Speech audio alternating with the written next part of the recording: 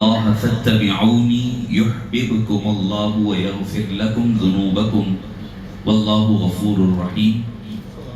صدق الله العظيم وبلغنا وسندنا رسوله النبي الكريم ونحن على ذلك لمن الشاهدين والشاكرين والحمد لله رب العالمين. فقد قال الله تبارك وتعالى في شأن حبيبه الكريم الرؤوف الرحيم إن الله وملائكته يصلون على النبي يا أيها الذين آمنوا صلوا عليه وسلموا تسليما. اللهم صل على سيدنا محمد وعلى آله وصحبه أفضل صلواتك وعدد معلوماتك وبارك وسلم صلاة وسلاما عليك يا سيدي يا رسول الله صلی اللہ تعالی علیہ وسلم. ادب گاہست زیر آسماں از عرش نازک تر نفس گم کر دمی آید جنید و بایزیدی جا مصطفیٰ برساں خی شرا کے دی ہم اوست اگر بہون رسیدی تمام بلہبیز اگر بہون رسیدی تمام بلہبیز غالب ثنائے خواجہ بیزداں گزاشتیں کانزات مرتبہ دانے محمد است. حسن یوسف دم عیسیٰ ید بیزاداری آنچہ خوبہ ہما دارم تو تنہا داری. دل کی آنکھوں سے اگر گنبد خضرا دیکھوں دل کی آنکھوں سے اگر گنبد خضرا دیکھوں آسمان سے بھی مدینے کو میں اونچا دیکھوں آسمان سے بھی مدینے کو میں اونچا دیکھوں. آپ کو دیکھ کے دل میں یہ تمنا نہ رہی آپ کو دیکھ کے دل میں یہ تمنا نہ رہی حسن یوسف دم عیسیٰ ید بیضا دیکھوں حسن یوسف دم عیسیٰ ید بیضا دیکھوں.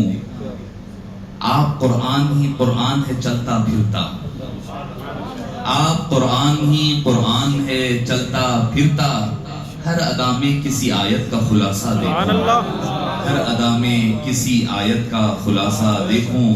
سیرت پاک پڑھوں کر کے وضو اشکوں سے سیرت پاک پڑھوں کر کے وضو اشکوں سے اس طرح آپ کا شاہا میں سراپا دیکھوں اس طرح آپ کا شاہا میں سراپا دیکھوں.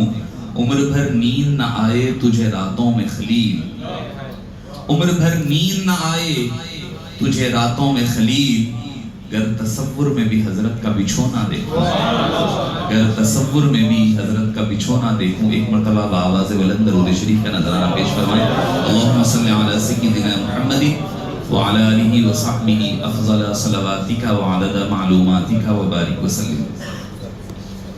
محترم اور محتشم علماء کرام خطباء ذوی الاحترام سامعین کرام، یقیناً یہ میرے لیے بڑی سعادت مندی اور خوش بختی ہے کہ آپ حضرات کے درمیان حاضر ہونے اور علماء کرام اور مفتیان کرام کے درمیان لب کشائی کی جسارت کر رہا ہوں کہ اگر کوئی اچھی بات ہے تو یہ آقا کریم علیہ السلام کا صدقہ ہے، اگر کوئی غلطی اور سہون خطا ہو جائے تو اس عاجز کی کمی پر محمول کریے. اللہ پاک کا بے پناہ شکر ہے، اس کا احسان عظیم ہے کہ اس نے ہمیں اپنے پیارے حبیب پاک صلی اللہ علیہ وسلم کی امت مرحومہ میں مسلمہ میں پیدا فرمایا ہے اور آقا کریم علیہ السلام کی نسبتوں سے منسوب فرمایا ہے. نسبت بڑی اہم چیز ہوتی ہے، نسبت بڑی کام کی ہوتی ہے، بڑی اہم ہوتی ہے. جس سے نسبت مل جاتی ہے تو پھر اس کا مقام بدل جاتا ہے، اس کا مقام و مرتبہ جداگانہ ہو جاتا ہے، وہ پھر عام پیرائے پیمانے پر ناپا اور تولا نہیں جاتا. قرآن کریم ہی سے اگر آپ دیکھیں تو میں آپ کو ایک مثال کے طور پر عرض کر رہا ہوں.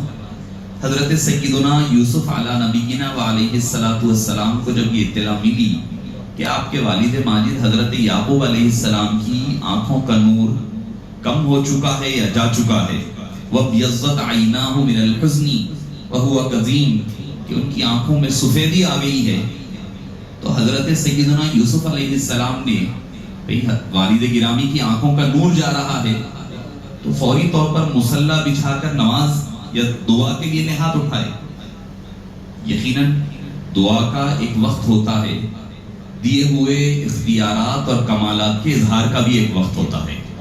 حضرت سیدنا یوسف علیہ السلام نے دوسرا طریقہ اپنایا، انہوں نے کہا کہ اذهبوا بقمیصی ھذا فألقوه علی وجہ ابی یأتی بصیرا، یہ میرا قمیص لے جاؤ، لے جا کر میرے والد کی آنکھوں پر ڈالو، ان کی ان آنکھوں کا نور اسی طرح پہلے سے زیادہ چمکنے لگ جائے گا۔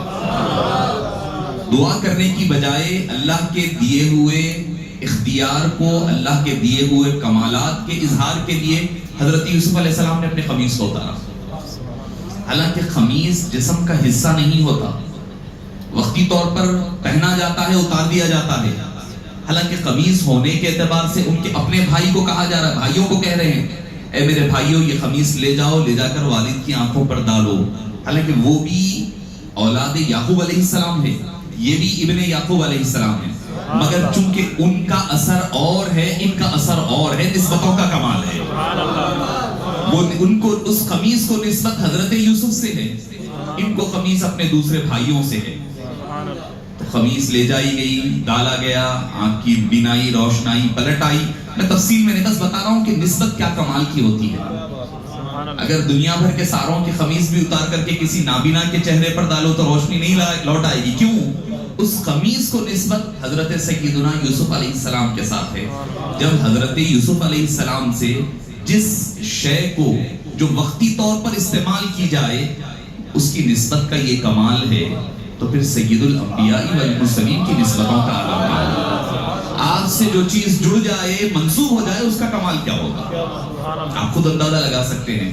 اور اللہ تعالیٰ نے بس اس کا جو اظہار قرآن کریم میں بے شمار مقامات پر ایسا پیرایا جس کا کوئی تصور بھی نہیں کر سکتا، ویسے پیرائے میں اللہ تعالیٰ نے ذکر فرمایا۔ حالانکہ عمومی طور پر دیکھا یہ جاتا ہے کہ دنیا کا قانون اور نظام یہ ہے، لا ہے، کہ بڑے کا پروٹوکول اس سے چھوٹا جو ہوتا ہے وہ بتلاتا ہے، آداب جو ہے چھوٹا بتاتا ہے۔ یعنی اگر کوئی ملک کا وزیر اعظم ہوگا تو اس کا پروٹوکول اس کے سبارڈینیٹ جو ہوتے ہیں، اس کے ماتحت کام کرنے والے جو ہوتے ہیں، وہ افسران بتاتے ہیں کہ جاؤ تو ایسے جاؤ، بات کرو تو ایسے بات کرو، ہاتھ ملاؤ تو ایسے ہاتھ ملاؤ، گفتگو کرو تو ایسے گفتگو کرو، جب ٹھہرو تو ایسے ٹھہرو، ہاتھ ملا لو تو پھر ایسے پلٹ کر آ جاؤ۔ یہ آداب اس کے انڈر میں کام کرنے والی منسٹری بتاتی ہے۔ چھوٹے کا ادب بڑا نہیں بتاتا، کوئی ملک کے وزیر اعظم کا ادب کوئی ملک کا صدر جمہوریہ نہیں بتاتا کہ بھئی وزیر اعظم کے پاس جاؤ تو ایسے ٹھہرو، نہیں بتاتا۔ دنیا کا کہیں پر نظام نہیں ہے، قانون یہی ہے۔ اللہ عز و جل مالک و مختار ہے، مالک و خالق ہے آقا کریم علیہ السلام کا، مگر اس کے باوجود اپنے عبد منیب اور خلق عظیم کے محفل کے آداب اللہ تعالیٰ خود بیان فرما رہا ہے، یہ بتلانے کے لیے کہ یہ میرا محبوب ایسا ہے جس کے مقام و مرتبے کو سوائے میرے کوئی نہیں پہچانتا، تم کرو گے تو وہ ناقص ہوگا، لہذا فرمایا کہ اس کے آداب میں خود قرآن کریم میں بیان کر دیتا ہوں۔ پھر ہر شے اپنی طرف اپنے ہاتھ میں لی ہوئی ہے۔ درود پاک کی بات آئی تو آپ جب درود شریف پڑھتے ہیں آقا کریم علیہ السلام پر اپنی جانب سے نہیں، اللہم یہ نہیں کہتے انی اصلی علی النبی محمد صلی اللہ علیہ وسلم، نہیں، انا اصلی و اسلم نہیں کہتے آپ درود پاک کا آغاز کرتے اللہم صلی علی محمد، اللہم پیرائے مختلف ہے، سیرے مختلف ہے، اللہم صلی علی سیدنا محمد، اے باری تعالیٰ تو حبیب پاک پر درود و سلام بھیج۔ آپ بولیں گے باری تعالیٰ درود تو میں پڑھنا ہے، بھیجنا مجھے ہے، میں بارگاہ خداوند قدوس میں کیوں عرض گزار ہوں؟ تو بتلا رہے ہیں اس عظیم بارگاہ کا درود پاک کیسا ہو، کیا ادب ہے، وہ مجھے ہی پتا ہے، کیسا بھیجنا ہے درود پاک میں اپنے حبیب پر بھیج دوں گا، تم معروضہ میرے پاس بھیجو، میں وہ درود تمہارا آقا کریم علیہ السلام کی بارگاہ میں پہنچا دوں۔ تو معزز سامعین کرام، شفیق بزرگوں اور عزیز ساتھیوں، حضور اکرم صلی اللہ علیہ وسلم سے تعلق اور نسبت جس کو جڑ جاتی ہے وہ ذرہ بھی ہوگا تو آفتاب سے بہتر ہوتا ہے۔ نہ ان جیسا حبیب پاک صلی اللہ علیہ وسلم کی ذات تو دور کی بات ہے، نہ ان کی سواریوں کی طرح کوئی سواری بن سکتی ہے، نہ ان کی آل کی طرح کوئی آل بن سکتی ہے، نہ ان کے اصحاب کی طرح کوئی اصحاب بن سکتے ہیں، نہ ان کے شہر کی طرح کوئی، وہ بے مثل و بے مثال، تو ان کی نسبت سے ہر شے بے مثل و بے مثال ہے۔ قرآن کریم خود کہتا ہے سورہ احزاب 22ویں پارے کی دوسری آیت کریمہ میں اللہ فرمائے یا نساء النبی لستن کاحد من النساء، اے نبی کی عورتوں، خواتین، اے ازواج، تم عام عورتوں کی طرح نہیں ہو. حالانکہ وہ عورت ہے، خواتین ہیں، نسوانیت کے پورے عنصر پائے جاتے ہیں، عناصر پائے جاتے ہیں، مگر اللہ عز و جل فرما رہے نہیں، تم عام خواتین کی طرح نہیں ہو. اس کی نسبت یا نساء النبی سے فرمائی، اے نبی کی عورتوں، یعنی نبوت رسالت مآب صلی اللہ علیہ وسلم سے ان محترم خواتین و ازواج مطہرات کی نسبت جڑ گئی. اللہ عز و جل نے فرمایا یہ عام خاتون کی طرح نہیں ہوگی، ان کا مقام و مرتبہ سب سے جدا گانا ہوگا. اچھا درود پاک کی بات ہے تو اللہ تعالیٰ نے قرآن کریم میں یہ نہیں فرمایا یا ایھا الذین ان اللہ و ملائکتہ یصلون علی النبی، کہا علی محمد نہیں فرمایا، علی الرسول بھی نہیں فرمایا. یہ نہیں فرمایا کہ اے لوگ، اے اللہ اور اللہ کے فرشتے محمد صلی اللہ علیہ وسلم پر درود پاک کہا جا سکتا تھا. اس میں ذات آپ صلی اللہ علیہ وسلم معرفہ مخصوص کیا جائے کیونکہ ذکر حبیب پاکی کا ہو رہا ہے، مگر اللہ تعالیٰ نے محمد یا رسول نہیں فرما کر کے نبی کو خاص فرمایا. اس کی وجہ علماء کرام فرماتے ہیں، بتلایا جاتا ہے کہ اگر محمد کہا جاتا تو کوئی کہنے والے کہہ سکتے تھے آج دریدہ ذہنی عام ہو گئی ہے، جسارت اتنی بڑھ گئی ہے کہ تحقیق کو، گستاخیوں کو تحقیق کا نام دیا جا رہا ہے. غارت ہو ایسی تحقیق پر جس میں حبیب پاک صلی اللہ علیہ وسلم کی بے ادبی کی جائے. نہیں، یہ بارگاہ بڑی ادب گاہ زیر آسماں از عرش نازک تر، یہ وہ بارگاہ ہے جنید و بایزید بھی آتے ہیں تو ادب کے ساتھ آیا کرتے. ہماری آپ کی تو کیا حیثیت ہے، کیا وقت ہے، کیا اوقات ہے ہماری. تو معزز سامعین، کوئی کہنے والا کہہ سکتا تھا کہ حبیب پاک کا اسم گرامی محمد آپ کے دادا جان نے حضرت سیدنا عبد المطلب نے رکھا ہے، اس کے بعد سے محمد نام سے آپ موسوم ہوئے، معروف ہوئے. تو کہنے والے کوئی کہتے کہ درود و سلام اللہ تعالیٰ آپ کی ولادت کے بعد سے بھیجا ہے کیونکہ محمد نام ہے. رسول کہا جاتا تو کہا جاتا کہ بھئی رسالت کا اعلان رسالت آپ نے 40 سال کی عمر شریف کے بعد اعلان فرمایا، لوگوں کو تبلیغ کے لیے بلائے، تو درود پاک کا سلسلہ وہاں سے شروع ہوگا. نہیں فرمایا، نہ محمد کہا نہ رسول کہا، بلکہ فرمایا النبی. اور ترمذی شریف کی حدیث پاک کے سے اگر آپ اس کو جوڑ لیں، حضرت جابر رضی اللہ عنہ نے پوچھا متی وجبت لک النبوۃ یا رسول اللہ، اے حبیب پاک اللہ تعالیٰ نے آپ کو نبوت کب عطا فرمائی؟ حبیب پاک صلی اللہ علیہ وسلم مختلف الفاظ ہے، کنت نبیا و آدم بین الروح والجسد، کنت نبیا و آدم بین الماء والطین. میں اس وقت بھی نبی تھا جس وقت آدم ابھی مٹی اور پانی کے درمیان میں تھے. تو نبوت جب سے ہے جب سے حبیب پاک پر درود و سلام کا سلسلہ جاری ہے. ولادت بعد میں ہو رہی ہے، ظہور بعد میں ہو رہا ہے، آپ پر درود و سلام کے سلسلے ازل سے ابد تک جاری و ساری ہے. معزز سامعین کرام، اللہ تعالیٰ قرآن کریم میں فرقان حمید میں فرماتا ہے کہ قل، اے حبیب آپ فرما دیجئے، ان کنتم تحبون اللہ، اگر تم یہ دعویٰ کرتے ہو کہ تم اللہ سے محبت کرتے ہو. اللہ سے محبت کا دعویٰ ہے، کوئی یہ کہہ رہا ہے میں اللہ سے محبت کرتا ہوں، فاتبعونی، تو اسے چاہیے کہ وہ میری اتباع کرے. یحببکم اللہ، تو پھر اللہ تم سے محبت کرے گا. اس میں دو چیزیں، پہلے فرمایا تحبون اللہ، تم اللہ سے محبت کرنا چاہتے ہو، پھر دوسرا صیغہ فرمایا یحببکم اللہ، اللہ بھی تم سے محبت کرے گا، مگر شرط بیچ میں ذات محمد مصطفیٰ صلی اللہ علیہ وسلم کو رکھ دیا. اگر تم محب خدا بننا چاہتے ہو تو بھی شرط ہے مصطفیٰ کریم علیہ السلام کے دامن کو تھامنا ہے. اگر محبوب خدا بننا چاہتے ہو تو بھی شرط ہے کہ وہ حبیب پاک کی اتباع اور تعلق جوڑے. دونوں بھی، ادھر سے اوپر محبت ہو تو محب بنے گا، ادھر سے ادھر محبت ہو تو محبوب بنے گا. محب بننا ہے تو بھی شرط آقا کریم سے نسبت ہے، تعلق اور اتباع ہے. اگر محبوب بننا ہے تو بھی تعلق حبیب پاک کی ذات پاک سے ہے. فرمایا میں نے تو اپنی دونوں شرطیں بھی، دونوں چیزیں بھی اپنے حبیب کے ساتھ جوڑ دی ہے. اب تم حبیب کو چھوڑ کر کہاں کہاں پھر رہے ہو؟ میں نے تو کہا محب بھی بننا ہے تو میرے حبیب کے پاس آؤ، محبوب بھی بننا ہے میرے تو میرے حبیب کے پاس آنا پڑے گا. تب اللہ تعالیٰ محبت بھی فرمائے گا، گناہوں کو معاف بھی فرمائے گا. ساری نعمتیں تب ملے گی جب تمہارا تعلق آقا کریم علیہ السلام سے جڑے گا. اس میں تین چیزیں ہوتی ہے، ایک ہوتی ہے اطاعت، ایک ہوتی ہے اتباع، ایک ہوتی ہے محبت. اطاعت کے لیے کوئی بھی کام کرنے کے لیے حکم شرط ہوتی ہے. حکم دیکھا جاتا ہے کہ یہ کرو یہ نہ کرو. اس کو ہم اطاعت کے زمرے میں علماء کرام رکھتے ہیں کہ اطاعت کے فرق یہ ہے کہ اطاعت اللہ کا حکم لازم مانا جائے گا, اللہ اور اللہ کے حبیب کا یہ کرنا ہے یہ نہیں کرنا ہے, اس کو ہم کہتے ہیں اطاعت. فرمایا من یطع الرسول فقد اطاع اللہ, جو آقا کریم علیہ السلام کی اطاعت کر لے وہ در حقیقت اللہ کی اطاعت ہوگی. پھر اتباع کے بارے میں فرمایا جاتا ہے, بتلایا جاتا ہے کہ اتباع کے لیے حکم شرط نہیں ہوتا. حبیب پاک صلی اللہ علیہ وسلم کا عمل یا آپ کا کیا ہوا کام یہی اتباع ہوتی ہے, اس میں حکم شرط نہیں ہے.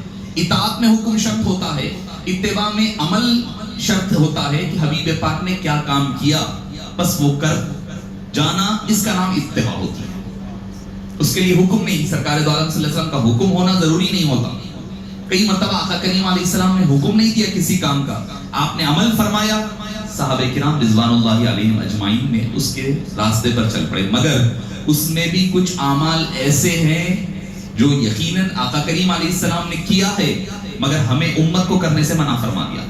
بخاری شریف کے باب ہے مکمل کتاب الوصال کے نام, صوم الوصال کے نام سے کئی احادیث اس میں جمع ہیں. حضور اکرم صلی اللہ علیہ وسلم مسلسل روزے رہا کرتے ہیں, یعنی افطار سحری مسلسل روزے چل رہے ہیں. صحابہ کرام نے دیکھا کہ بھئی سرکار دو عالم صلی اللہ علیہ وسلم عمل کر رہے ہیں, اتباع کا جذبہ ایسا تھا کہ وہ بھی روزہ رہنے لگے, مسلسل صوم وصال جس کو کہا جاتا ہے, مسلسل روزے رہ رہے ہیں. آقا کریم علیہ السلام رؤوف الرحیم سرکار مدینہ تسکین قلب و سینہ نے جب دیکھا کہ میرے صحابہ تھوڑے کمزور نظر آ رہے ہیں, پوچھا کہ کیا بات ہے, کہ تمہاری کمزوری کی وجہ کیا ہے؟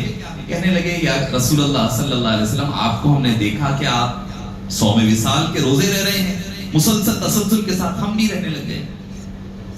تو فرمایا لست مثلکم, میں تمہاری طرح نہیں ہوں. لست نہی کہنا ہے اتکم, الفاظ مختلف ہیں, میں تمہارے مثل کون ہے تم میں میری طرح. ابھی تو عند ربی ویطعمنی ویسقینی, میں تو راتیں اپنے پروردگار کے پاس گزارتا ہوں, وہ مجھے کھلایا پلایا کرتا ہے, تم میں میری مثال ہو ہی نہیں سکتی. حالانکہ ہے اتباع کا عمل, ہے نیک کام, آقا کریم علیہ السلام عمل فرما رہے ہیں مگر صحابہ کو منع کر دیا, کہا کہ تم میری طرح بن ہی نہیں سکتے نا, تمہاری میری مثلیت کہاں ہو سکتی, مثلیت کہاں ہو سکتی. برابر لست مثلکم فرمایا, میں تمہاری طرح نہیں ہوں فرمایا. معزز سامعین کرام, ہم دھوکہ کھا جاتے ہیں, کبھی انما انا بشر مثلکم کو پڑھ کر دھوکہ کھا جاتے ہیں, مثلیت بشریت. اسی لیے سیرت نبوی صلی اللہ علیہ وسلم کی علماء کرام نے اور بزرگانہ دین نے دو قسمیں فرمائی ہے.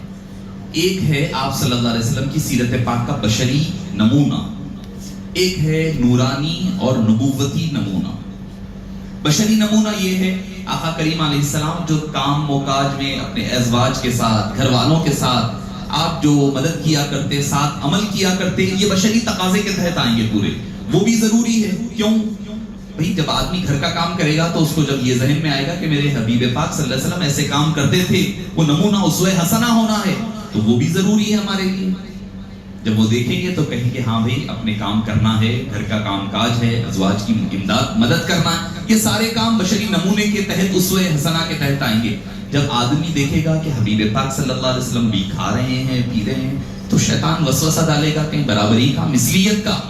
تو فرمایا اس وقت نورانی پہلو دیکھ لو کہ وہی حبیب پاک صلی اللہ علیہ وسلم جو ہو سکتا ہے گھر میں اپنی زوجہ مطہرہ کی مدد کے لیے آٹا گوندھ کر دے رہے ہیں, اسی مبارک انگشتھائے مبارک کو جب آسمانوں کی طرف پھر رہے ہیں تو چاند دوشخ ہوتا ہوا نظر آ رہا ہے. تو جب یہ پہلو دیکھیں گے تو پتا چلے گا نہیں لیس کمثلہ شیء, کہ ان کی طرح کوئی ان کا مثل لا یمکن الثناء کما کان حق, کہ ان کی طرح کوئی اور ہو ہی نہیں سکتا.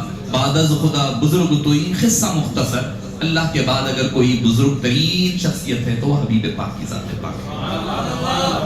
تو اتباع کے لیے عمل دیکھا جاتا ہے, حکم نہیں دیکھا جاتا. اور صحابہ کرام کا تو جذبہ اتباع دیکھیں آپ. ایک مقام پر حضرت سیدنا علی کرم اللہ وجہہ الکریم اور صحابہ کرام کا جھرمٹ ہے, تشریف لے جا رہے ہیں. ایک منزل, ایک مقام پر ایسا آیا کہ حبیب پاک صلی اللہ علیہ وسلم نے اپنے سر مبارک کو تھوڑا خم کیا, جھکایا, کیونکہ اوپر ڈال تھی, جھاڑ تھا, درخت کی ڈال لٹک رہی تھی, ممکن تھا کہ سر مبارک کو لگتا. آقا کریم علیہ السلام نے اپنے سر مبارک کو تھوڑا خم کر کر جھکا کر کے آگے تشریف لے گئے. صحابہ کرام بھی جانے لگے. جاتے جاتے حضرت سیدنا علی کرم اللہ وجہہ الکریم, یقیناً ان کا سر مبارک تو بہت بلند ہے, ان کے کئی آل میں سے 11ویں پشت میں حضرت سیدنا غوث العظم دستگیر فرمائے کہ قدمی حاضی علی رقبتی کلی ولی اللہ, تو ان کے جد کا سر مبارک کا عالم ہوگا, مگر ظاہری قد مبارک میں تھوڑا پستخط تھے حضرت علی مرتضی رضی اللہ عنہ. آپ بھی جاتے جاتے اپنے سر کو جھکا کر گئے, خم کر کر گزرنے لگے. صحابہ کرام زیر لب مسکرانے لگے کہ علی کو جھکانے کی ضرورت نہیں تھی سر کو. حضرت علی اگر بغیر سر جھکائے بھی اگر گزر جاتے تو سر ڈال کو نہیں لگتا تھا. زیر لب مسکراتے ہوئے حضرت مولا مشکل کشا سے پوچھا, ہے علی کرم اللہ وجہہ, آپ کو سر جھکانے کی ضرورت نہیں تھی, ڈال میں اور آپ کے سر میں بہت زیادہ فرق تھا. ڈال کو آپ کا سر یا سر کو آپ کی ڈال نہیں لگتی تھی. فرمایا نادان, تمہاری نظر ڈال پر تھی, میری نظر رسول پاک پر تھی.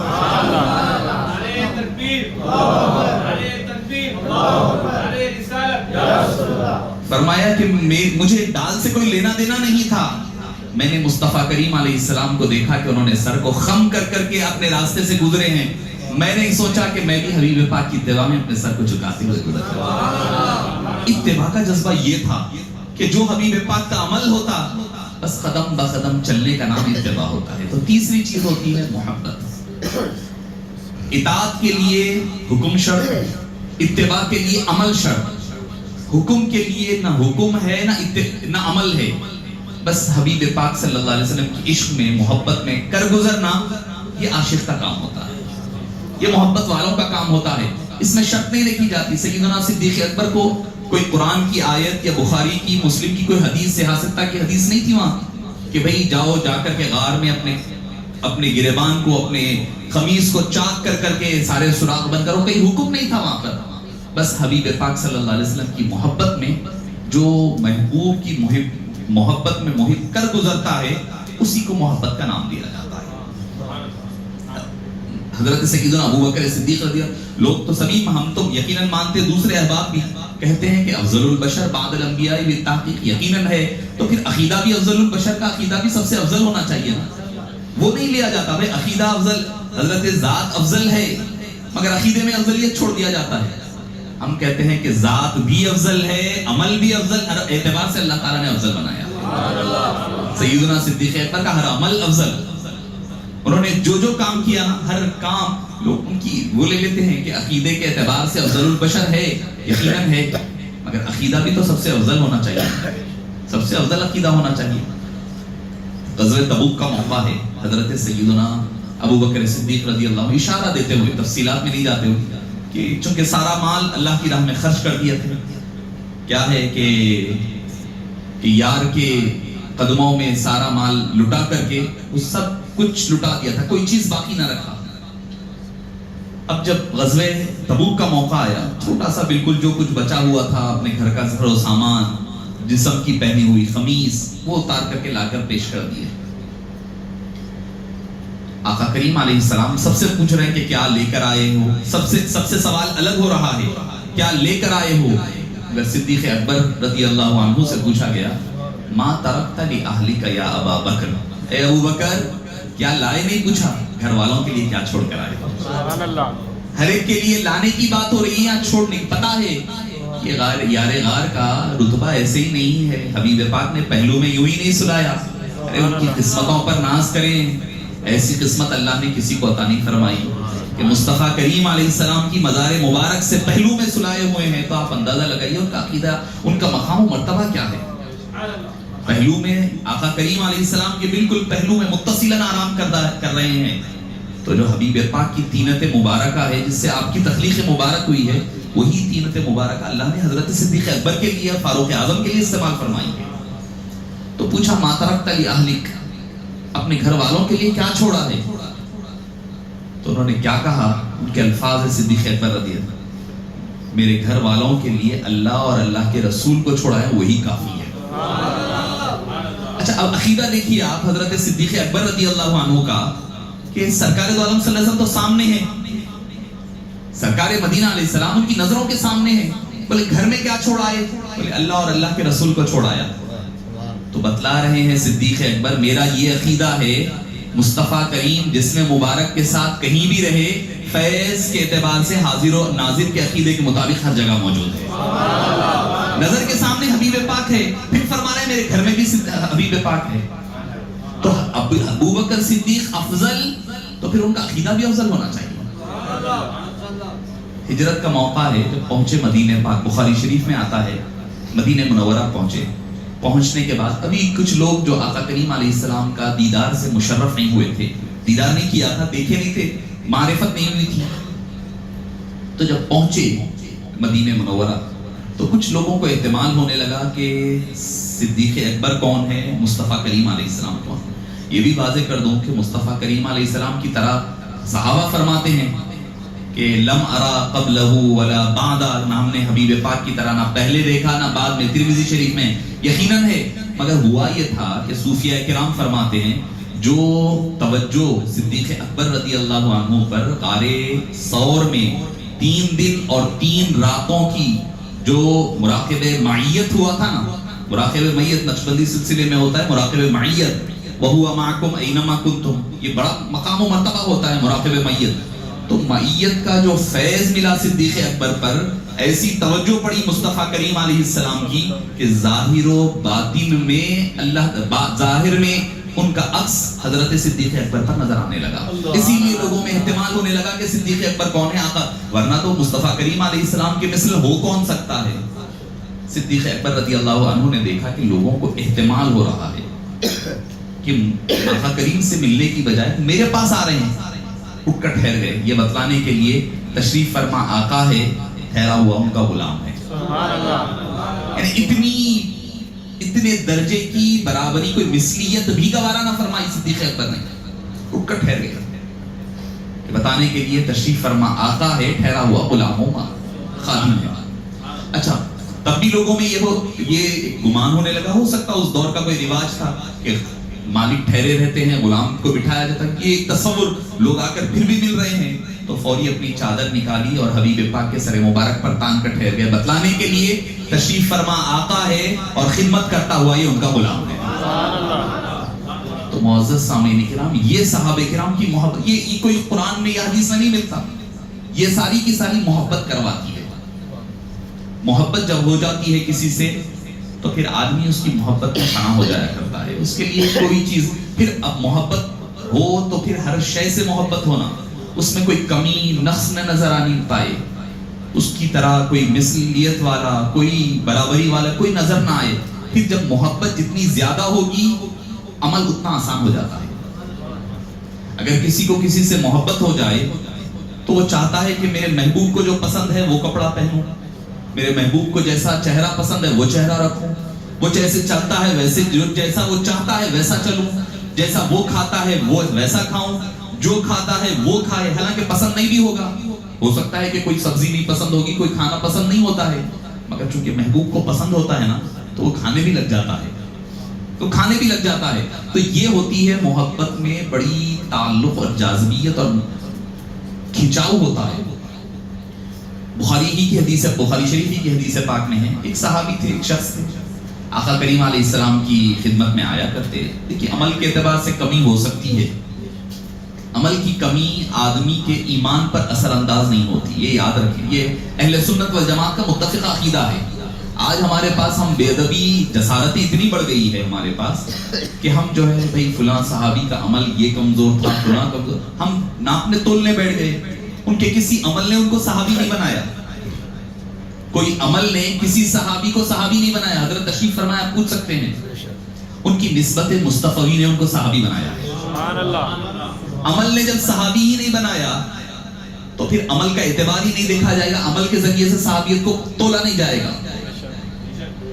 صحابی بنے ہیں مصطفیٰ کریم کی نسبت سے, جب تک کہ وہ نسبت باقی ہے وہ نسبت سے کسی کو نکالا نہیں جا سکتا. جب تک وہ نسبت ہے صبح قیامت تک کوئی نسبت نہیں توڑ سکتا, تو ان کو صحابیت کے درجے سے کسی کو بھی نہیں نکالا جا سکتا. ان کی نسبت عمل کی وجہ سے نہیں ہے. کئی صحابہ ایسے ہیں صبح ایمان لائے, ظہر ہونے سے پہلے ان کی شہادت ہو گئی, وصال فرما گئے. ایک نماز نہیں پڑھی, ایک روزہ نہیں, زکوٰۃ نہیں, حج نہیں, آپ کیا کہیں گے؟ وہ غوث و قطب، وقت کے ابدال، اغواس، اوتاد، سب سے بڑھ کر ان کا مقام و مرتبہ یہاں تک کہ فرمایا گیا ان کا ایک خرچ کیا ہوا دینار یا پیسہ یہ احد کے مثل بھی اگر دے لیں تو وہ بھی برابری نہیں ہو سکتی. کیوں؟ کیونکہ ان کو نسبت مصطفی ملی ہے. وہ نسبت مصطفی بعد والوں کو چاہے ہو سکتا ہے علم کے اعتبار سے بڑے انبار لگائے ہوئے ہوں گے، علم ہوگا، عمل ہوگا، سب ہوگا، مگر چونکہ جو نسبت نہیں ملی ہے نا وہ نسبت کمال کی نسبت ہے.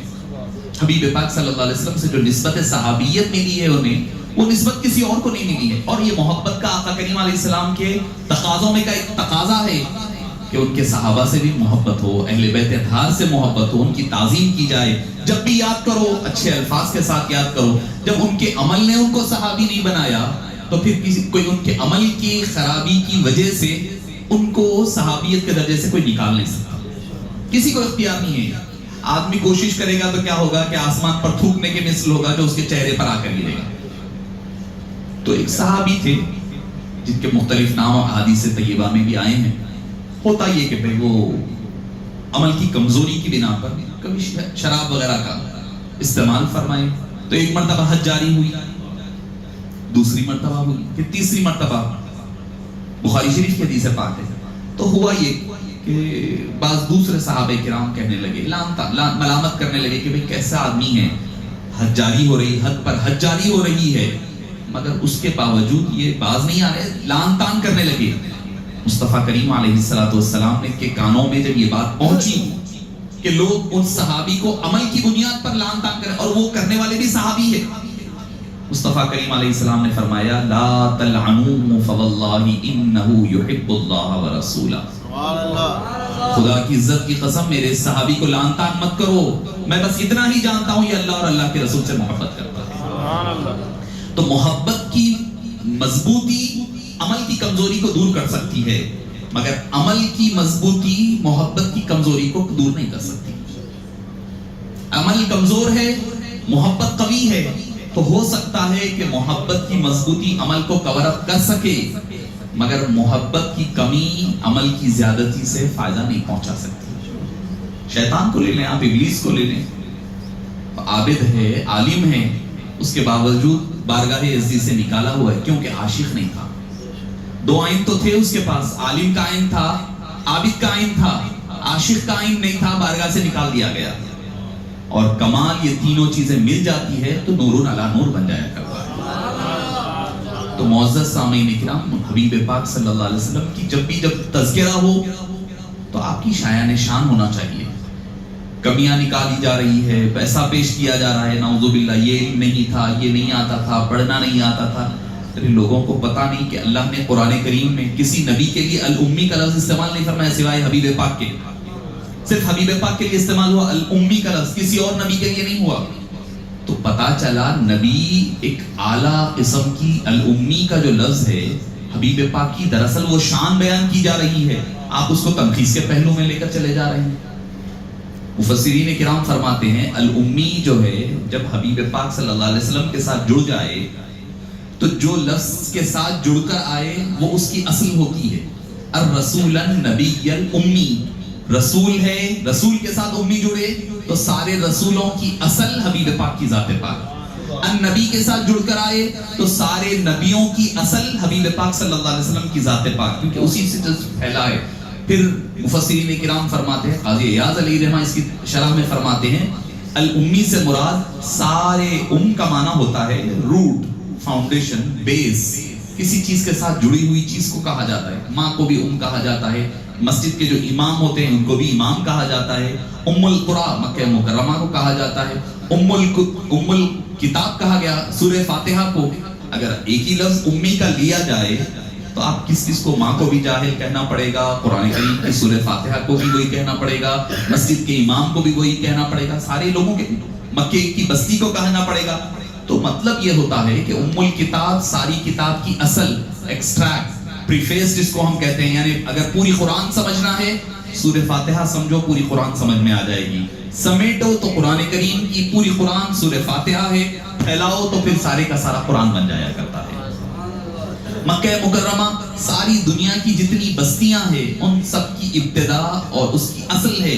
ساری بستیاں جب ایک پھیلی تو ساری دنیا بنی, جب سکڑ جائے گی تو پھر مکہ مکرمہ بن جایا کرے گی. تو اس اعتبار سے اس کو ام القریٰ کہا جاتا ہے. ماں کو ام اس لیے کہا جاتا ہے کہ وہ اپنے بچے کی اصل ہوتی ہے, مبدا ہوتی ہے, اس کا فاؤنڈیشن بیس ہوتا ہے. تو لہذا مفسرین کرام فرماتے ہیں الامی جب حبیب پاک صلی اللہ علیہ وسلم کے لیے استعمال ہو تو مطلب یہ ہوتا ہے کہ سارے مومنین کی ایمان کی اصل اور مبدا حبیب پاک صلی اللہ علیہ وسلم کی ذات پاک. سارے ایمان کی اصل حبیب پاک صلی اللہ علیہ وسلم کی ذات پاک ہے. اگر وہ ہے تو سب کچھ ہے, اگر وہ نہیں ہے تو کچھ بھی نہیں ہے. کائنات سارے کا سارا لولا کلمہ خلقت الافلاق لولا کلمہ اظہرت الربوبیہ. اے مصطفیٰ کریم اگر آپ نہ ہوتے تو میں ساری کائنات ہی کو پیدا نہ فرماتا. ساری کائنات ہے تو حبیب پاک کی ذات پاک سے. ہمارے شہر حیدرآباد کے عظیم محدث حضرت محدث عبداللہ شاہ نقشبندی علیہ الرحمہ آپ فرماتے ہیں, اس کی خوبصورت مثال دیے ہیں. فرماتے ہیں آپ صلی اللہ علیہ وسلم کی مثال کیسی ہے, ایک دانے کی طرح ہے. دانا یا بیج ہوتا ہے, گٹلی سیڈ جو ہوتا ہے نا, اس کی طرح ہے. جیسے مثال کے طور پر اگر آپ کوئی میوہ لے لیں, پھل لے لیں, آم لے لیں, مثال کے طور پر آپ آم کھا لیے ہیں. کھانے کے بعد آخر میں آپ کے ہاتھ میں بچتی ہے گٹلی اور سیڈ. گٹلی بچتی ہے. گٹلی جب بچ جاتی ہے تو آپ وہ گٹلی کو جب زمین پر بو دیتے ہیں تو اندر ڈال دیتے ہیں, ڈال کر بند کر دیتے ہیں تو زمین میں اندر گٹلی پھٹتی ہے, اس کے اندر سے کوپل نکل کر پودا نکلتا ہے. اور یاد رکھیے کہ آدمی جب تک فنا نہیں ہوتا اس کو بقا نہیں ملتا. آپ مثال لے لیں گٹلی کی. گٹلی جو ہے زمین میں جا کر اپنے وجود کو ختم کر رہی ہے, تب جا کر کے جھاڑ و پہاڑ بن رہا ہے. پھل اور پھول کب لگ رہے ہیں, جب وہ فنا ہونا. مٹا دے اپنی ہستی گر کچھ مرتبہ چاہے, کہ دانا خاک میں مل کر گلے گلزار ہوتا ہے.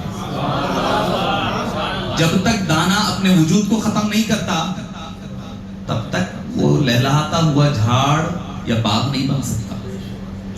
اللہ اور اللہ کے رسول کی محبت میں ہم کو فنا ہونا پڑے گا, تب جا کر کے بقا مل سکتی ہے.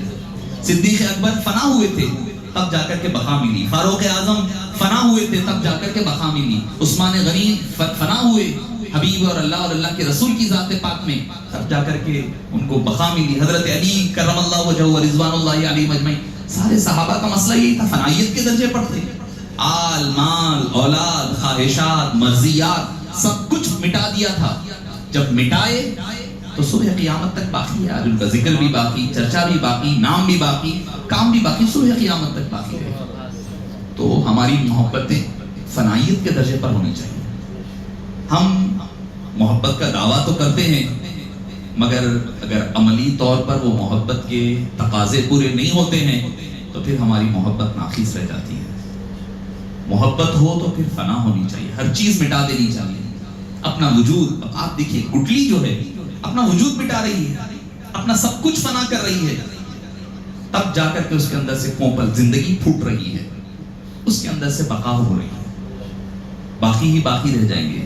حضرت خواجہ باقی اللہ علیہ رحمت و رضوان نقشبندی سلسلے کے ہمارے بر صغیر کے جو اولین شخصیت جو تشریف لائے ہندوستان کی جانب, آپ سے پوچھا گیا کہ فنا کیا ہے اور بقا کیا ہے. فنا یعنی آدمی سب کچھ ختم کر دے تو پھر بقا کب ملتی ہے. آپ نے فرمایا جب میں مر جاؤں, مرنے کے بعد جو شخص میرا جنازہ پڑھائے اس سے آ کر کے پوچھ لیتا ہوں, آ کر کے پوچھ لیتا ہوں. جب وصال ہو گیا تو جب جنازہ تیار ہوا, نماز کا وقت ہوا, کوئی چہرے پر ڈھانپے ہوئے آئے اور آ کر کے نماز پڑھائے.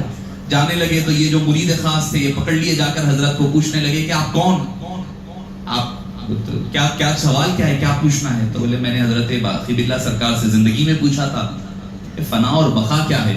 انہوں نے کہا تھا کہ جو میرا جنازہ پڑھائے ان سے آ کر کے پوچھ لینا کہ فنا اور بقا کیا ہے.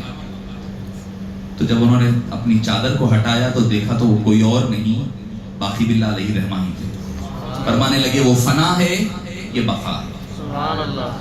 جو اللہ کی راہ میں فنا ہو جاتا ہے نا, اللہ اس کو صبح قیامت تک باقی رکھ دیتا ہے. آپ دیکھیے ہمارے 2 نسل اوپر چلے جائے, دادا پردادا کا نام معلوم ہوگا بڑی مشکل, کہاں پیدا ہوئے, کب پیدا ہوئے, کس علاقے میں رہے, ان کی زندگی کیا ہے ہمیں خود نہیں پتا, ان کی قبریں کہاں ہیں نہیں پتا ہوتا.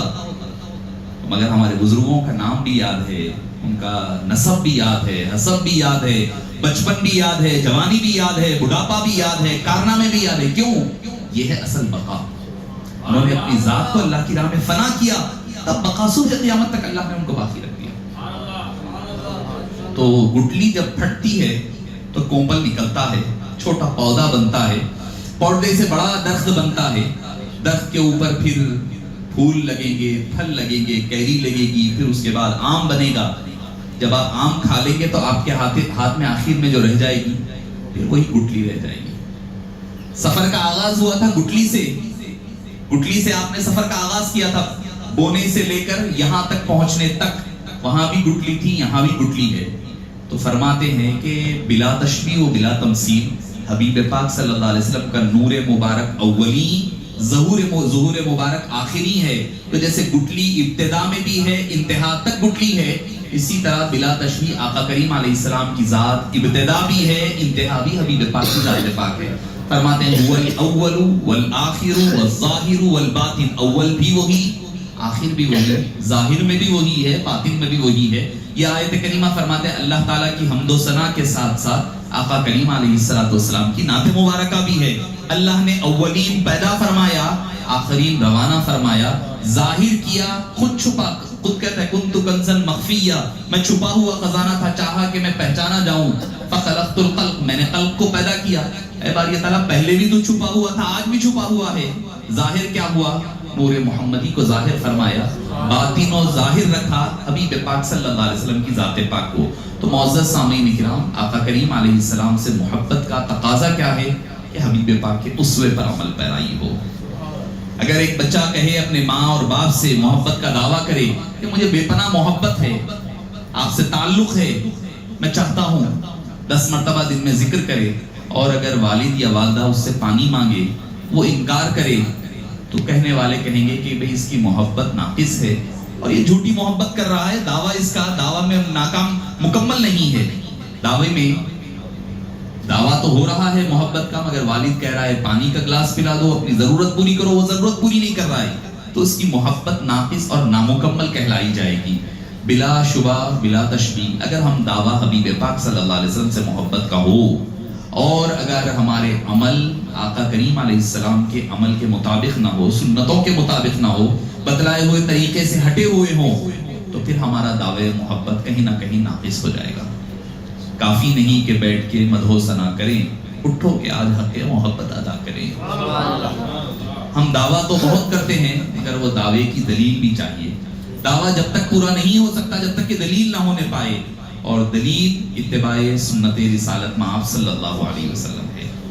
صحابہ کرام رضوان اللہ علیہم اجمعین کی زندگی اٹھا کر کے دیکھیں، اتباع کا کیا جذبہ، کیا شوق و ذوق. ایک صحابی رضی اللہ عنہ کے بارے میں آتا ہے کہ مصطفیٰ کریم علیہ السلام کی بارگاہ میں تشریف فرما ہے، اور اتفاق نہیں پتا تھا ہوگا، وہ سونے کی کوئی انگوٹھی پہن کر آ گئے، سونے کی انگوٹھی انگلی میں نظر آ گئی. آقا کریم علیہ السلام نے لبھائے مبارک سے کچھ نہیں فرمایا. صحابہ کرام مزاج شناس آقا کریم علیہ السلام تھے، زبان اقدس سے آپ نے کچھ نہیں فرمایا. بس خالی جب نظر پڑی تو نظر میں آپ کے خفگی کا اظہار ہوا، بس نظر میں. تو صحابی رسول سمجھ گئے کہ آقا کریم علیہ السلام اپنی نظر رحمت سے میری طرف سے پھیر لیے ہیں. اب بے چین و بے قرار ہو گئے، غور کرنے لگے کہ کیا چیز ہو رہی ہے، کس وجہ سے آقا کریم علیہ السلام کی نظر رحمت سے میں محروم ہو رہا ہوں. تو یاد آیا کہ ہاں ہاتھ میں سونے کی انگوٹھی پہنی ہوئی ہے. وہ اتار کر کے باہر مسجد کے باہر پھینک دیا محفل کے باہر. پھر اس کے بعد کچھ دیر کے بعد مصطفیٰ کریم علیہ السلام کی نظر پھرتے پھر سے پڑی. تب نظر شفقت، نظر خفگی نظر شفقت میں بدل گئی. قربان جائیے صحابہ کرام کس قدر مزاج شناس مصطفیٰ کریم علیہ السلام تھے. پہلے دیکھا کہ خفگی ہے، نظر میں بس زبان سے نہ پہلے کہا نہ کچھ کہا، بس خالی نظر مصطفیٰ نے وہ کمال رکھا ہے. آپ اندازہ لگائیے صحابہ کرام کا معاملہ یہ ہے. انہوں نے دیکھ لیا کہ مصطفیٰ کریم میری اس انگوٹھی سونے کے استعمال کی وجہ سے ناراض ہے، وہ اٹھا کر کے پھینک دیے. حبیب پاک بس نظر مبارک سے اپنی خوشنودی کا اظہار فرما دیے. بات ختم ہو گئی، محفل ختم ہو گئی. مجلس ہو گئی، جانے لگے. صحابہ کرام نے کہا کہ بھئی آپ کی وہ انگوٹھی اٹھا لیں، سونے کی ہے، لے جا کر اپنی زوجہ کو دے دیں، بازار میں بیچ دیں، اس سے کچھ کام بن جائے گا. کہنے لگے کہ نہیں اٹھاؤں گا. کیوں؟ کیونکہ اس کی وجہ سے مصطفیٰ کریم کی خفگی کی نظر مجھ پر پڑی ہے. پڑی رہنے دے، مجھے کوئی پرواہ نہیں ہے. مصطفیٰ کریم کی خفگی کا وہ باعث بنا ہے، کوئی اٹھاتا اٹھا لے، کوئی فقیر لے جاتا ہے لے جائے، مجھے اس سے کوئی سروکار نہیں ہے. تو یہ تھی صحابہ کرام رضوان اللہ علیہ وسلم کی، رضوان اللہ علیہ مجمعین کی محبت آقا کریم علیہ السلام کے ساتھ، کہ جو محبت فرماتے کیے تو ایسی محبت بھی ان کی طرح کسی نے محبت نہیں کی. اور ان کے جوش اور جذبہ ایمانی ہی اسلام کے پھیلاؤ کا باعث بنا.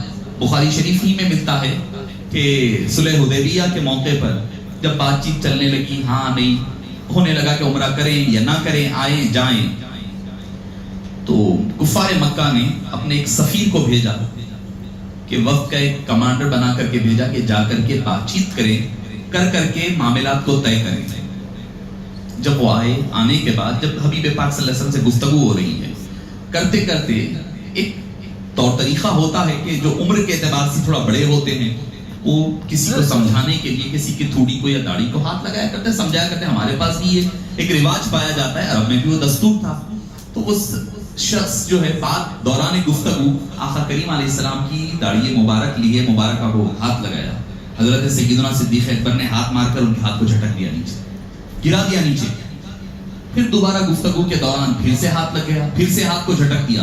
تیسری مرتبہ ہوا تو سیدنا صدیق اکبر نے کہا کہ اب ہوا، اگر یہ دوبارہ ریپیٹ ہوگا تم اپنے ہاتھ سے محروم ہو جاؤ گے. تم اپنے ناپاک ہاتھ مصطفیٰ کریم کے پاک چہرے مبارک کی طرف نہ بڑھائیں. اب اس کے بعد بات گفتگو ہو گئی، ہونے کے بعد جب یہ واپس چلے گئے، جا کر کفار مکہ کو کہا. اور یہ اسلامی تاریخ کا، سیرت مبارکہ کا یہ ٹرننگ پوائنٹ ہے. صلح حدیبیہ جو ہوا ہے اس کے بعد ساری جنگ بندی ہو گئی. اسلام کا پھیلاؤ جو ہوا سب سے زیادہ ہوا ہے صلح حدیبیہ کے پاس. اور اس کی بنیاد کیا چیز پڑی ہے وہ بتلانا چاہتا ہوں میں، کہ جب گئے واپس یہ جانے کے بعد انہوں نے کہا کہ تم مسلمانوں سے جنگ کا ارادہ ترک کر دو. کفار مکہ نے پوچھا آخر وجہ کیا ہے، کیوں ہم جنگ کا ارادہ ترک کر دیں؟ تو بولے میں نے وہ منظر دیکھ کر آیا ہوں جو منظر میں نے قیصر و کسریٰ کے بادشاہوں کے ساتھ بھی نہیں دیکھا. کیا دیکھا؟ کہنے لگے کہ حبیب پاک صلی اللہ علیہ وسلم وضو فرماتے ہیں، اور یہ بخاری شریف کی حدیث پاک ہے، وضو فرماتے ہیں تو صحابہ کرام کوئی ہاتھ آگے بڑھا کر آپ کے وضو کے پانی کو لے کر چہرے پر مل رہا ہے، کوئی جسموں پر مل رہا ہے، کوئی اگر موجود نہیں ہے دور ہے تو وہ جس کے ہاتھ مس ہوئے تھے حبیب پاک صلی اللہ علیہ وسلم کے غسالِ مبارکہ کے پانی سے، اس پانی کے مس کیے ہوئے ہاتھوں کو لے کر کے مل رہا ہے. ایسا ادب و توقیر میں نے کہیں نہیں دیکھی. جو نبی کے وضو کے پانی کو نیچے نہ گرنے دے وہ نبی کریم صلی اللہ علیہ وسلم کے خون کو کب گرنے دیں گے؟ لہذا اپنے جنگ کا ارادہ ترک کر لو. یہ جو صحابہ کرام نے ایسا ادب کیا ہے، اور اس کی بھی دلیل کوئی قرآن و حدیث میں نہیں ہے. میں نے کہا نا محبت دلیل نہیں مانگتی. کوئی قرآن میں یا حدیث میں دلیل نہیں ہے کہ حبیب پاک وضو کرے تو ہاتھ کا پانی لے کر کے چہرے پر مل لو. حالانکہ علماء کرام تشریف فرمایا پوچھ سکتے ہیں مائع مستعمل بن جاتا ہے، جو وضو کا پانی ہوتا ہے وہ مائع مستعمل ہو جاتا ہے. صحابہ کرام مائع مستعمل لے کر چہروں پر مل رہے ہیں. یہاں تک نہیں، آپ کے ناک کھائے مبارک کے فضلے مبارکہ جب خارج ہوتا ہے صحابہ کرام لے کر کے اپنے زبانوں کا اس کو مقدر بنا دیا کرتے ہیں. کیا؟ حالانکہ فطری طور پر سمجھ میں آنے والی بات نہیں ہے، مگر قربان جائیے صحابہ کرام کی حبیب پاک سے تعلق اور محبت، ہر وہ پیمانہ جو دنیا کی محبتوں کا ہیچ ہو جائے، گر جائے، اس سے آگے صحابہ کرام کی آقا کریم سے محبت کا آغاز ہوتا ہے. قاضی ایاز علیہ الرحمہ الشفا بتعریف حقوق المصطفیٰ میں فرماتے ہیں کہ جب میں حبیب پاک صلی اللہ علیہ وسلم استنجا کے لیے تشریف فرما لے جاتے تشریف، تو میں نے سوچا کہ چلو جا کر کے دیکھوں آخر وہاں منظر کیا ہوتا ہے. ہر کوئی جس چیز سے پرہیز کرے، صحابہ کرام اس سے بے پناہ عشق و محبت کرتے. یہ ان کا محبت، یہ ان کا ادب تھا. تشریف لے گئے، جانے کے بعد دیکھا کہ حبیب پاک استنجا فرما کر کے واپس تشریف لے گئے ہیں. فرماتے ہیں مجھے کچھ نہیں نظر آیا، کچھ نہیں ملا. آپ کے استنجا کیے ہوئے 3 پتھر وہاں پر پایا. میں نے 3 پتھر تھے، میں نے وہ تینوں پتھروں کو اٹھا لیا جس سے آقا کریم علیہ السلام نے استنجا فرمائی تھی. آپ کی جو اشیاء مبارکہ ہے اس کے باب میں امام قاضی ایاز علیہ الرحمہ نے الشفا میں ذکر فرمایا. اب اس کے بعد وہ تینوں پتھر لیے، وہ فرماتے ہیں کہ جب میں نے اس کو سونگھا تو خدا کی عزت کی قسم ویسی خوشبو میں نے کسی عطر میں دنیا کے نہیں پائی جو حبیب پاک کے استنجا کردہ پتھروں سے ہوئی۔ اب وہ لیا، میں لے کر اپنے جیب میں رکھ لیا، چل پڑا۔ جب اس کے بعد جمعے کا دن آیا تو جمعے کے دن میں وہ پتھروں کو جیب میں رکھ کر مسجد میں پہنچا۔ صحابہ کرام پریشان ہے، سارے مصلی پریشان ہے کہ خوشبو کہاں سے آ رہی ہے، ہم نے تو اچھے بھاری بھاری عطر لگا کر کے جمعے کے دن آئے ہیں، مگر آج یہ عجیب خوشبو آ رہی ہے۔ جب ان کے قریب پہنچے تو پوچھا کہ تم نے کون سا عطر لگایا ہے؟ انہوں نے جیب سے نکال کر تینوں پتھروں کو پیش کیا۔ یہ وہ پتھر ہے جس سے آقا کریم علیہ السلام نے استنجا فرمایا تھا، اس کی خوشبو اور مہک ہے جو تمہارے سارے عطریات سے بڑھ کر اس کی خوشبو اور معطر پھیل رہی ہے۔ قربان جائیے صحابہ کرام کے عشق و محبت اور تعلق اور نسبت رسالت مآب صلی اللہ علیہ وسلم پر۔ معزز سامعین کرام، یہ محبت تب کمال کو پہنچتی ہے جب اس کے ساتھ اتباع رسالت مآب صلی اللہ علیہ وسلم فاتبعونی، اتباع کریں، حبیب پاک صلی اللہ علیہ وسلم کے بتائے ہوئے راستے پر چلیں۔ وہ ماں جو بیمار ہے، کوئی آدمی اگر ماں کی خدمت کرتا ہے تو اس پر کوئی اجرت نہیں ملتی، اس کے باوجود وہ محبت کی وجہ سے ماں کی خدمت کرتا ہے۔ حالانکہ کہیں اور جاب کرے گا، جاب کے موقع پر کوشش یہ ہوگی کہ کہیں موقع مل جائے تو جاب سے، نوکری سے پہلو تک کرے گا، حالانکہ اس کو تنخواہ مل رہی ہے، کیونکہ اس کو اس سے محبت نہیں ہے، ماں سے محبت ہوتی ہے۔ اجرت نہ ملنے کے باوجود یہ خدمت کر رہا ہے، ماں کہہ رہی بس کر دے تو بھی یہ دباتے بیٹھتا ہے پیر، کیوں؟ کیونکہ اس کو اس سے محبت ہوتی ہے۔ تو جس سے محبت ہوتی ہے اس کے راستے پر چلنا آسان ہو جاتا ہے۔ ہمیں چاہیے کہ حبیب پاک صلی اللہ علیہ وسلم سے بے پناہ عشق و محبت کے ساتھ اتباع رسالت مآب صلی اللہ علیہ وسلم بھی اسی جذبے کے ساتھ کار فرما رہے، تاکہ دنیا اور آخرت میں کامیابی کا زینہ اور کامیابی کا اگر کوئی چیز ہے جو ہمیں کامیاب کر سکتی ہے تو حضور اکرم صلی اللہ علیہ وسلم کی بے پناہ عشق و محبت اور ساتھ ہی ساتھ آقا کریم علیہ السلام کی کامل اتباع ہو تو دنیا اور آخرت میں کامیابی ہمارا مقدر بن سکتی ہے۔ میں پھر ایک مرتبہ حضرت والا کا اور حضرت مفتی عباس رضوی صاحب قبلہ احمد اللہ فیوزہ للاسلام والمسلمین حضرت سے میں نیاز حاصل کرنے کے لیے، استفادے کے لیے حاضر ہوا تھا، مگر حضرت شاید شہر سے باہر تشریف فرمائے۔ اللہ تعالیٰ حضرت کو صحت اور عافیت کے ساتھ اللہ تعالیٰ عمر مبارک میں برکتیں عطا فرمائے اور فیوز کو عام فرمائے۔ میں تمامی حضرات کا دل کی گہرائیوں سے شکریہ ادا کرتا ہوں اور دعا گو ہوں کہ اللہ تعالیٰ اس دیار غیر میں جو حضرات اپنے اس آقا کریم علیہ السلام کے عشق و محبت کے اس مشن کو لگائے ہوئے ہیں، اللہ تعالیٰ اس کو تا دیر جاری و ساری رکھے اور اللہ تعالیٰ ہم تمام کے ظاہر و باطن کو درست مجلہ اور مصفح فرما دے۔ حضور اکرم صلی اللہ علیہ وسلم کی سچی اور پکی محبت نصیب فرما اور اس محبت کے صدقے باری تعالیٰ ہمیں کامل اتباع کی توفیق نصیب فرما۔ باری تعالیٰ جتنے حاضرین جمع ہیں ان تمام کے جائز ذری مقاصد کو پورا فرما اور ہمیں ادب والا بنا اور ادب والوں کے ساتھ رہنے اور ادب والوں میں ہمارا حشر فرما۔ وصلی اللہ تعالی وسلم علی خیر خلقہ ونور عرشہ سیدنا محمد وعلی آلہ وسلم۔